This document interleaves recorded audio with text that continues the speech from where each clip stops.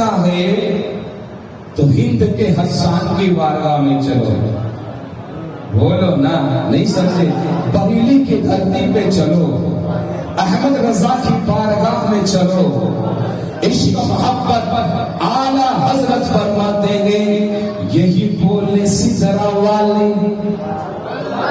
یہی بولے سدرا والے, چمن جہاں کے تھالے, چھپی سبھی میں نے چھان ڈالے. تیرے پائے کا نہ پایا, تجھے یک نے یک بنایا, تجھے حمد ہے خدایا.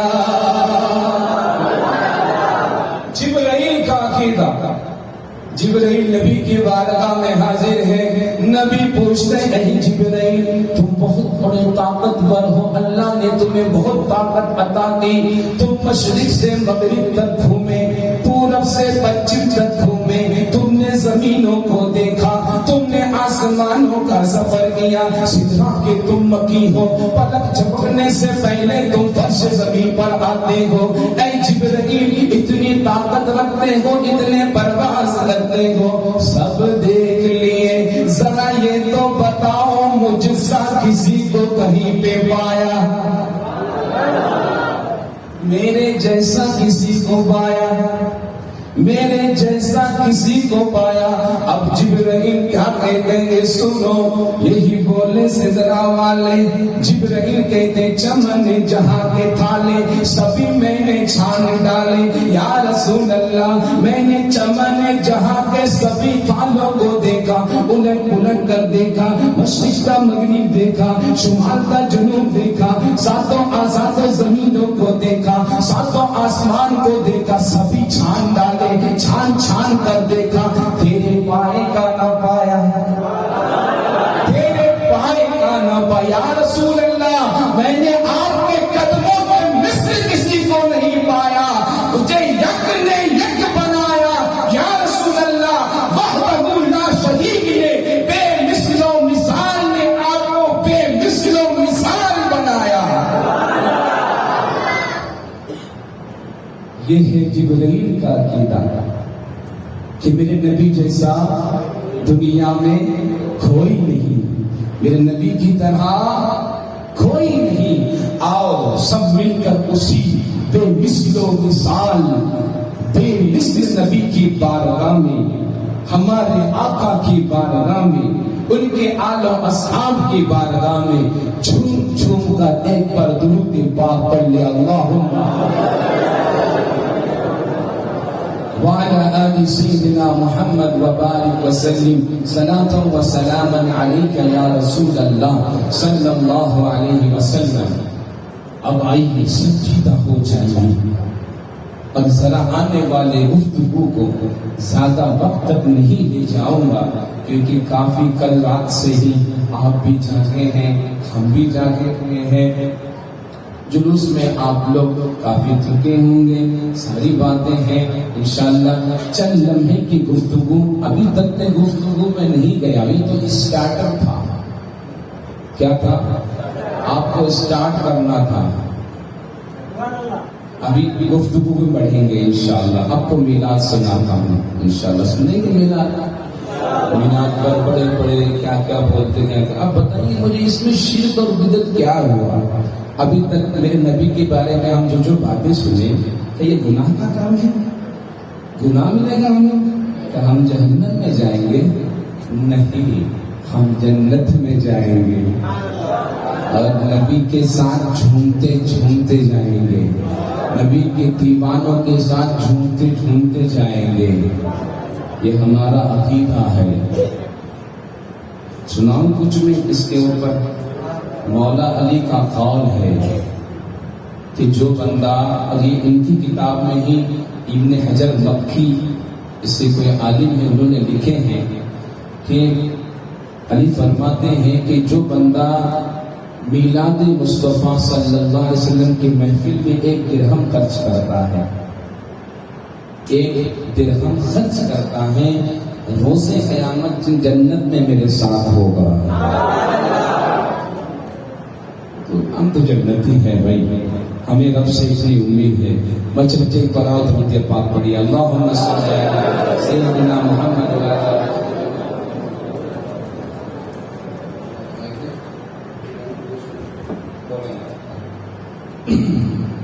حضرت گرامی، آج ہم اور آپ جس دور میں ہیں، اس دور سے لے کر ہزاروں سال پہلے کا بھی اگر آپ جائزہ لیں تو انسان کی اس وقت بھی کمی نہیں تھی. اس وقت بھی روئے زمین پر انسان بستے تھے، انسان موجود تھے، لیکن انسان تو تھے، لیکن ان کی حالت یہ تھی کہ یہ انسان ایک معبود حقیقی کی عبادت کرنے کے بجائے نہ جانے کتنے کتنے معبودان باطل کی عبادت کر رہا تھا. اس کی عبادت کے احوال یہ تھے کہ جب صبح سویرے اٹھتا، اٹھتے ہوئے سورج کو دیکھتا تو یہ انسان کہتا تو میرا معبود ہے. جب رات کے اندھیری میں تاریکی میں سورج ڈوب جاتا، سورج غروب ہو جاتا، چاند اپنی چاندنی کو زمین پر پھیلاتی، جب اس انسان کی نگاہ چاند پر پڑتی تو کہتا تو میرا معبود ہے. جب اس کی نگاہیں اونچے اونچے پہاڑوں کو دیکھتی تو یہ انسان کہتا تو میرا معبود ہے. جب اس کی نگاہیں سمندر کے لہروں پر پڑتی تو یہ انسان کہتا تو میرا معبود ہے. جب اس کی نگاہیں پتھروں پر پڑتی، درختوں پر پڑتی تو یہ کہتا تو میرا معبود ہے. نہ جانے کیسے کیسے اور ان گن کتنے معبودان باطل کی عبادت کی جا رہی تھی، اور یہ تو عبادت کے احوال تھے. اور اخلاقی طور پر ان کی حالت یہ تھی کہ ہم اور آپ جس ہندوستان میں آباد ہیں، اسی ہندوستان میں یہ رواج تھا کہ یہاں پر سگی بہنوں کے ساتھ شادیاں کی جا رہی تھی، بچیوں کا بھیٹ چڑھایا جا رہا تھا، بچیوں کو دریا میں ڈالا جا رہا تھا. اگر کوئی جوان لڑکی، اس کا شوہر انتقال کر جاتا، اس کا شوہر مر جاتا تو اسے دوسری شادی کرنے کی اجازت نہیں تھی، بلکہ اسی کے شوہر کی چتا پر جل بھن کر بھسم ہو جانا تھا. اس ہندوستان میں وہ رواج تھا کہ اگر پھر بھی اگر وہ لڑکی اگر زندہ رہنا چاہتی تو اسے ایک بند کمرے میں بند کر دیا جاتا، سارے ضروریات زندگی وہیں پر میسر کرائی جاتی، 6 مہینے تک قید رکھا جاتا.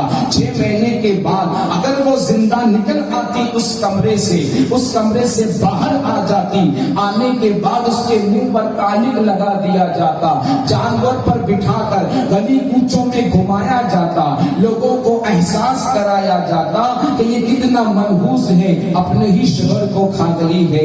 اس ہندوستان کا وہ رواج تھا. اور عربستان کا حال یہ تھا، بعض قبیلے کے اندر بچیوں کی پیدائش کو اتنا منحوس جانا جاتا تھا کہ جب بچی پیدا ہوتی تھی، باپ ماں کی گود میں سے بچی کو چھین لیتا، لے جا کر ایک میدان میں ایک گڑھا کھود کر اس میں بچی کو ڈال کر بچی کے گلے پر اپنے پیر کو رکھ کے اس کا در دباتا کہ بچی کی زبان باہر آ جاتی، بچی کی نگاہیں باپ کو تاکتی، لیکن باپ کی نگاہوں سے آنسو بہنے کے بجائے خون نکالتا تھا. اس طریقے سے لڑکیوں کو، بچیوں کو زندہ درگور کیا جا رہا تھا. بے حیائی عام تھی، ایسا بھیانک ماحول تھا.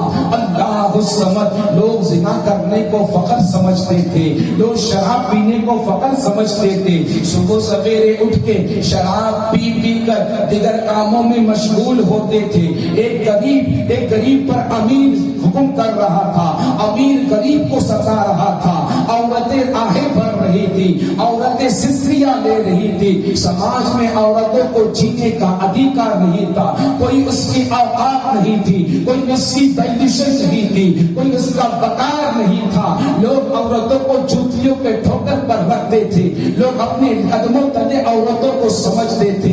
اس قدر بھیانک ماحول تھا کہ اگر کوئی بچہ یتیم ہو جاتا تو اس کی مدد کرنے کے بجائے، اس کی ہیلپ کرنے کے بجائے، اس کی حمایت کرنے کے بجائے اس کے جائیداد کو ہڑپ لیا جاتا اور اس پر قبضہ کر لیا جاتا اور اسے غلامی کی زنجیر میں قید کر کے اسے غلام بنایا جاتا.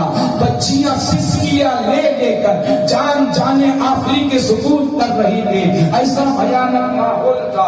اللہ انسان فراست کو تقدس کے ساتھ زندگی بسر کرنے کے لیے ترس رہا تھا. انسان بھیانک ماحول میں تھا. انسان کے پاس پیسہ ہونے کے باوجود, دولت ہونے کے باوجود بے چین و سکون کی زندگی بسر کر رہا تھا. ہر طرف لوگ فضائیں بلند کر رہے تھے. ایک غریب رو رہا تھا, بچیاں رو رہی تھی. ایسا بھیانک ماحول ہوا. اس بھیانک ماحول میں اللہ نے احسان کیا انسانیت پر, پوری مخلوق پر, کہ اللہ نے اپنے آخری نبی محمد عربی صلی اللہ علیہ وسلم کو مکہ شہر میں خاندان قریش میں عبد المطلب کے گھر میں آمنہ خاتون کے بطن اقدس سے اس دنیا میں بھیج دیا اور اعلان فرما دیا, وَمَا أَرْسَلْنَاكَ إِلَّا رَحْمَةً لِّلْعَالَمِينَ. اے محبوب, ہم نے تمہیں عالمین کے لیے رحمت بنا کر بھیجا. آج لوگ بات کرتے ہیں عورتوں کے حقوق کی, آج لوگ بات کرتے ہیں عورتوں کے رائٹس کی.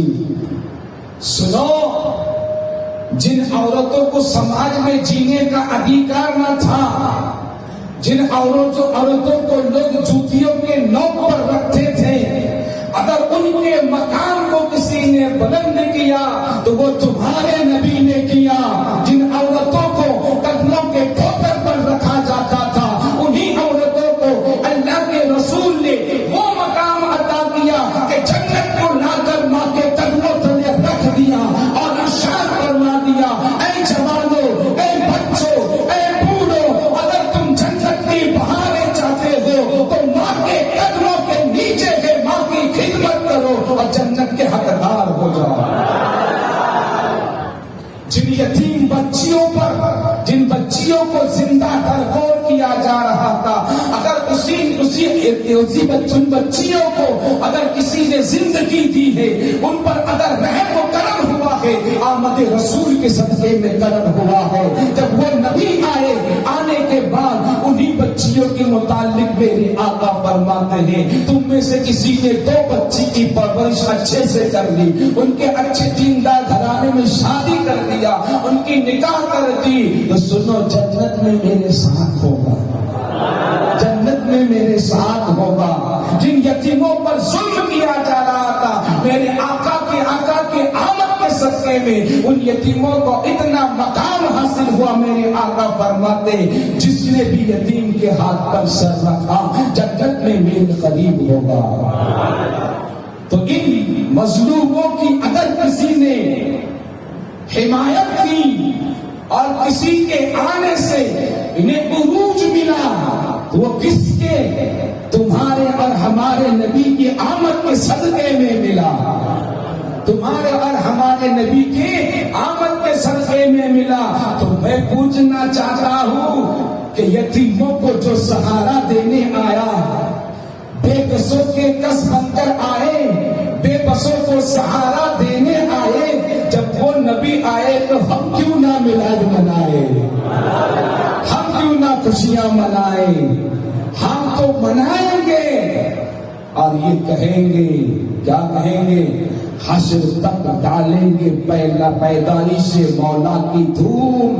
بولو, حشر تک ڈالیں گے ہم پیدائش مولا کی دھوم, مثل فارس نجد کے قلعے گراتے جائیں گے. میرے آقا تشریف لا رہے ہیں.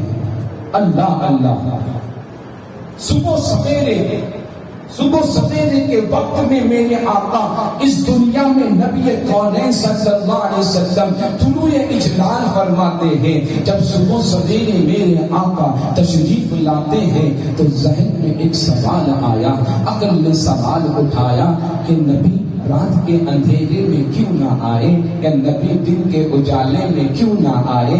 ذہن نے سوال کیا, عشق نے جواب دیا, عشق نے جواب دیا کہ آقا اگر رات کے مکمل اندھیرے میں آتے, آقا اگر رات کے اندھیرے میں آتے تو رات صبح پر فکر کرتی, دن پر فخر کرتی کہ نبی مجھ میں آئے. اگر آقا دن کے اجالے میں آتے تو دن رات پر فخر کرتا کہ نبی مجھ میں آئے.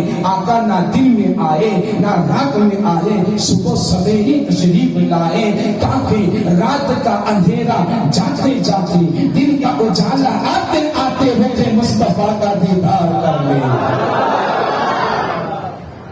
پیدا ہو رہے ہیں یہاں بھی انصاف فرما رہے ہیں. میرے آقا تشریف لا رہے ہیں, صبح سویرے کا وقت ہے. میرے آقا جس صبح تشریف لاتے ہیں مکہ والے اس صبح کو دیکھ کر حیران ہو جاتے ہیں.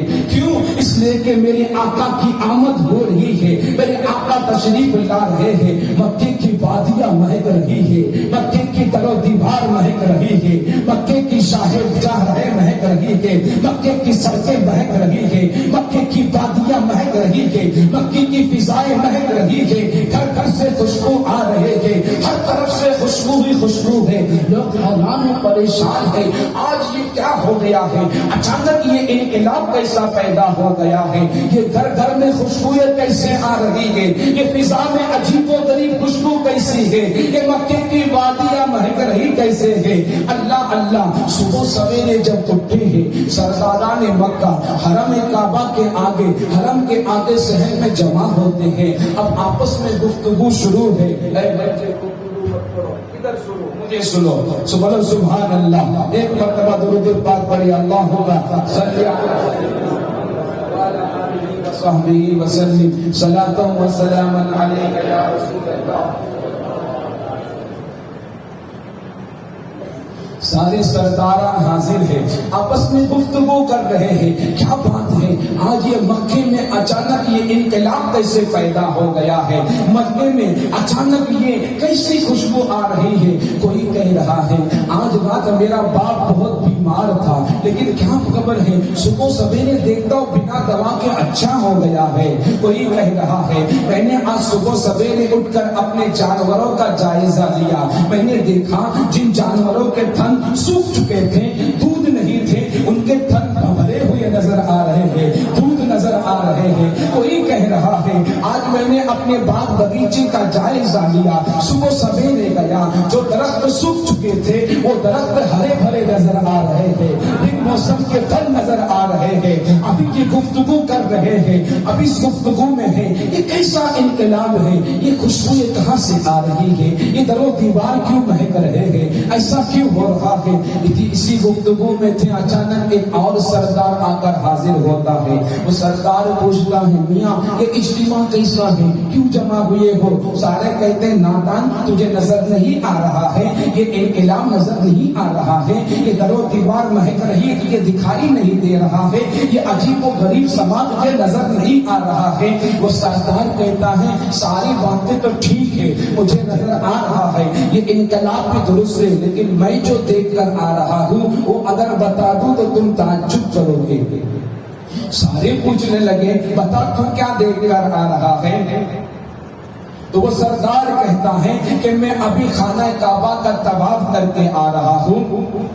میں طواف کر رہا تھا, طواف جب مکمل ہو گیا, جب میں واپس لوٹنے کا ارادہ کیا تو میں پلٹ رہا تھا, میں نے کیا دیکھا کہ سردار قریش عبد المطلب اپنے گود میں ایک حسین و جمیل بچے کو لے کر آ رہے ہیں. ایسا حسین و جمیل بچہ ہے کہ میری آنکھ نے آج تک کبھی ایسا حسین و جمیل بچہ نہیں دیکھا ہے, اور میرا گمان ہے کہ کسی قبیلے کے کسی خاتون نے اتنا خوبصورت اور اتنے حسین و جمیل بچے کو جنم نہیں دی ہوگی. ابھی میں نے کیا دیکھتا ہوں کہ وہ آگے بڑھے جا رہے ہیں, لیکن اچانک میری آنکھیں فیصلہ نہ کر پائی. میں نے کیا دیکھا, چو خانہ کعبہ کی طرف عبد المطلب اس بچے کو لے کر بڑھ رہے تھے. اچانک محراب کعبہ ان کے استقبال کے لیے چھپ گیا. اعلیٰ حضرت فرماتے ہیں جن کے سجدے کی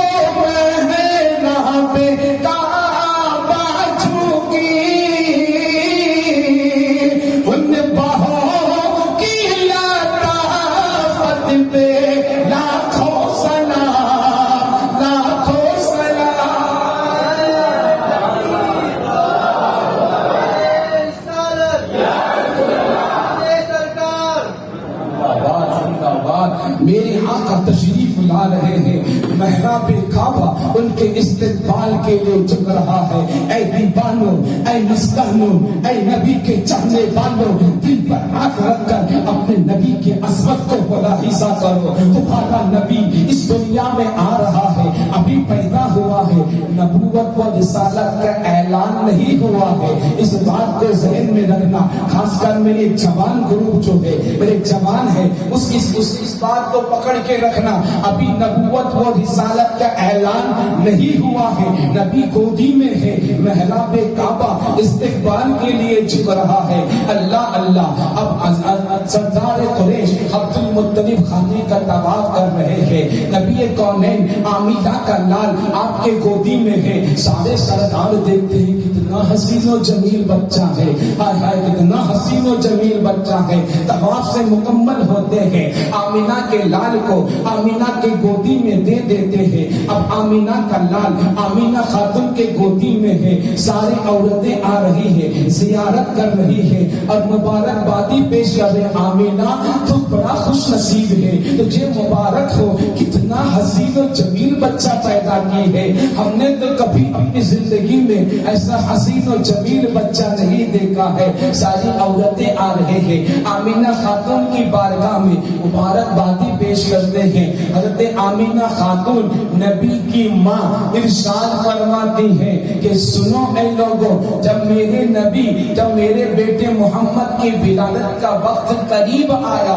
تو غیب سے آواز دینے والا آواز دے رہا تھا، اے امام الانبیاء کی ماں، تجھے مبارک ہو، تیرے گودی میں جو آنے والا ہے وہ کوئی عام انسان نہیں ہے، وہ نبیوں کا سردار ہے، وہ نبیوں کا امام ہے، ان کا نام آسمان میں احمد ہے، زمین پر محمد ہے۔ نبی کی ماں کہہ رہی ہے قربان جاؤ اپنے نبی کی عظمت پر۔ نبی ابھی نبوت کا اعلان نہیں کیے ہیں، رسالت کا اعلان نہیں کیے ہیں، گودی میں ہے، پیٹ کے اندر ہے اور بشارت آ رہی ہے آسمان سے۔ اللہ اللہ، نبی کی ماں ارشاد فرماتی ہے کہ جب میرا بیٹا محمد پیدا ہوا، جب میرا بیٹا محمد پیدا ہوا، پیدا ہونے کے بعد اتنی روشنی پھوٹی، اتنی روشنی پھوٹی کہ میں نے اس روشنی میں ایران کے چرواہ گاہوں میں جو اونٹ چر رہے تھے ان کے گلے میں جو قلادا تھا، میں نے اس روشنی میں اسے بھی دیکھ لیا۔ دیگر روایت میں نبی کی ماں فرماتی ہے خرج منی نور اضاء له قصور الشام، مجھ سے اتنا نور نکلا کہ میں نے شام کے محلات کو اس نور کی روشنی میں دیکھ لیا۔ نبی کی ماں کہہ رہی ہے نور نکلا، بازو والے کہتے ہیں عام انسان نکلا، آس پڑوس کے کہتے ہیں عام انسان نکلا، ایک عام آدمی نکلا، عام بشر نکلا، عام بشر پیدا ہوا۔ ہم نبی کی ماں کی سنیں گے، کسی اور کی نہیں سنیں گے۔ نبی کی ماں کہہ رہی ہے نور نکلا۔ اعلیٰ حضرت فرماتے تیری نسل پاک میں ہے بچہ بچہ نور کا، تو ہے عین نور تیرا سب گھرانہ نور کا۔ نبی کی ماں کی سنیں گے، کسی کی نہیں سنیں گے۔ نبی کی ماں کہہ رہی ہے میرا بیٹا جب پیدا ہوا، میرے محمد کی ولادت ہوئی، ان سے اتنا نور نکلا کہ میں نے مدینے میں بیٹھ، مکے میں بیٹھ کر شام کے محلات کو دیکھ لیا۔ اللہ اللہ، نبی کی ماں آگے ارشاد فرماتی ہے کہ جب میرے بیٹے محمد کی ولادت ہوئی، ولادت جب ہوئی تو میں نے کیا دیکھا، میرے بیٹے کی پیشانی زمین پر لگی ہوئی ہے، ایک انگلی آسمان کی طرف ہے۔ میرے بیٹی نے 3 مرتبہ کہا، پہلی بار میرے بیٹی نے کہا اللہ اکبر، دوسری مرتبہ میرے بیٹی نے کہا الحمدللہ کثیرا، تیسری مرتبہ میرے بیٹی نے کہا اللہم رب ہب لی امتی، اللہم ربی ہب لی امتی۔ قربان جاؤ اپنے نبی کی محبت پر، نبی ابھی پیدا ہو رہا ہے، سجدے میں سر ہے لیکن لب پر سجدے میں سر ہے، لب پر رب کا ترانہ ہے، ہم تو ثنا بیان کر رہے ہیں لیکن دل میں ہم امتیوں کا غم ہے، ہماری فکر کر رہے ہیں، پیدا ہو رہے ہیں، پہلا سجدہ ہے۔ اعلیٰ حضرت عظیم البرکت مجدد دین و ملت عشق و محبت اس طرف اشارہ فرماتے ہیں کہ پہلے سجدے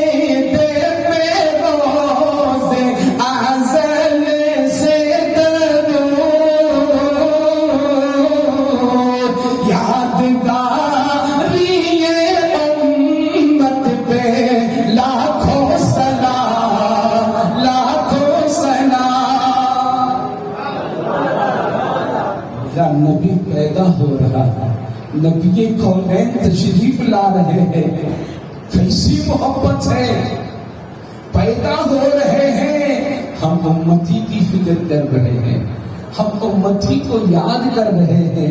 اور سنو، صرف یہی نہیں، جب تم مر جاؤ گے قبر میں چھوڑ کر سارے لوگ واپس آ جائیں گے، دوست بھی آ جائے گا، بہن بھی، بھائی بھی، بڑے بھی، ابو بھی، دادا بھی، سب آ جائیں گے چھوڑ کر۔ جب فرشتے اٹھائیں گے تو وہاں پر تنہا رہو گے، اندھیرے کا وقت ہے، نہ بھائی ہے، نہ بہن ہے، نہ کوئی ہے۔ سنو، وہاں کوئی کام نہیں آئے گا، لیکن تم نے اگر اس دنیا میں اپنے نبی کی صحیح غلامی اختیار کی، اپنے نبی سے صحیح محبت کی، تو وہ غلامی قبر میں بھی تمہارے کام آئے گی۔ جب فرشتے قبر میں سرکار تشریف لائیں گے، فرشتے مجھے پوچھیں گے ماذا كنت تقول في هذا الرجل، اس شخص کے بارے میں تیرا کیا عقیدہ ہے؟ تو جو صحیح محبت کرنے والا ہوگا، جو امام الانبیاء کو امام ماننے والا ہوگا، جو نبی کو حبیب اللہ کہنے والا ہوگا، نبی کو رسول اللہ کہنے والا ہوگا، نبی کو رحمت للعالمین ماننے والا ہوگا، نبی کو سب سے زیادہ افضل و اعلیٰ ماننے والا ہوگا اللہ کے بعد، تو وہ کہے گا یہ تو میرا حبیب ہے، یہ تو میرا طبیب ہے، یہ تو سرور کونین ہے، جن کی یاد میں دن رات میں تڑپا کرتا تھا۔ فرشتے کہیں گے سو جا، جس طرح پہلی رات دلہن سو جاتی ہے، وہاں بھی نبی کی غلامی تمہارے کام آئے گی۔ اور سنو، تمہارا نبی کہاں کہاں کام آئے گا، پیدا ہو رہے ہیں، تمہیں یاد کر رہے ہیں، قبر میں تمہارے نبی کی غلامی کام آ رہی ہے، جب محشر میں میزان عمل پر تمہارے عمل پر تولے جائیں گے، اچھے برے عمل ترازو پر ڈالے جائیں گے، صدا بلند ہوگی ربی حبل امتی، اے میرے رب میری امت کو میرے حوالے کر دے۔ نبی وہاں بھی تمہارے کام آئیں گے، جب پل صراط سے تم گزرو گے، وہ پل صراط جو بال سے زیادہ باریک ہے، تلوار سے زیادہ تیز ہے، وہاں جب تم گزرو گے کوئی کٹ کر گرے گا جہنم میں، کوئی لڑکنے لگے گا، کوئی کیا کرنے لگے گا، بجلی کی طرح وہ تیز دھار تلوار کی طرح اس پل سے گزرو گے، صدا بلند ہوگی ربی حبل امتی، اے میرے رب میرے امت کو میرے حوالے کر دے۔ تمہارا نبی پیدا ہو رہا ہے، تمہیں یاد کر رہا ہے، تمہارا نبی پیدا ہونے کے بعد جب تم قبر میں جا رہے اس نبی کی غلامی تمہارے کام آ رہی ہے، حشر میں میزان عمل پر غلامی کام آ رہی ہے، پل صراط پر غلامی کام آ رہی ہے۔ اور سنو، میرے آقا فرماتے جب تک میری امت میں سے ہر فرد جنت میں نہ چلا جائے گا تب تک کسی امت کو جنت میں داخلہ نہیں ملے گا۔ نعرہ تکبیر،